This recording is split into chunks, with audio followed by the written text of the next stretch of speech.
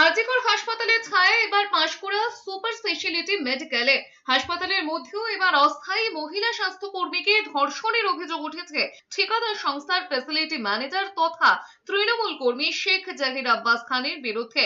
কোলাঘাট থেকে অভিযুক্তকে গ্রেফতার করেছে পুলিশ। জানা গিয়েছে রবিবার রাতে ডিউটির সময় ওষুধ দেওয়ার নাম করে হাসপাতালেরই একটি ফাঁকা ঘরে শেখ জাহির আব্বাস ওই তরুণীকে ডেকে নিয়ে গিয়ে ধর্ষণ করে বলে অভিযোগ।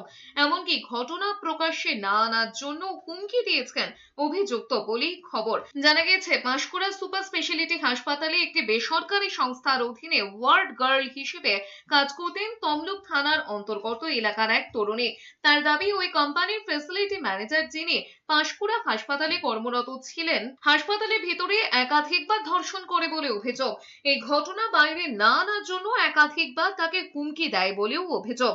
এরপরে সোমবার পাঁশকুড়া থানায় ওই তরুণী লিখিত অভিযোগ দায়ের করে। পাঁশকুড়া পুলিশ সূত্রে খবর, অভিযোগ পাওয়ার পরে কোলাঘাট থেকে ওই অভিযুক্ত ব্যক্তিকে আটক করেছে পাঁশকুড়া থানার পুলিশ।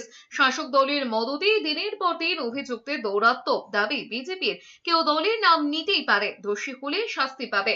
অভিযুক্ত নিয়ে বিজেপির অভিযোগ উড়িয়ে পাল্টা দাবি তৃণমূলের। এদিকে পাঁশকুড়া কাণ্ডের রিপোর্ট তলব করেছে স্বাস্থ্য ভবন। আমাকে দীর্ঘদিন ধরেই সব টর্চার করতাম এখানে কাজে আসার পর থেকে। এইভাবে বলতো যে তুমি যদি আমার সাথে কোনো সম্পর্ক না আসো তাহলে তোমাকে তোমার বাড়ির লোককে মেরে ফেলবে, তোমাকে কাজ থেকে বার করে দেবো।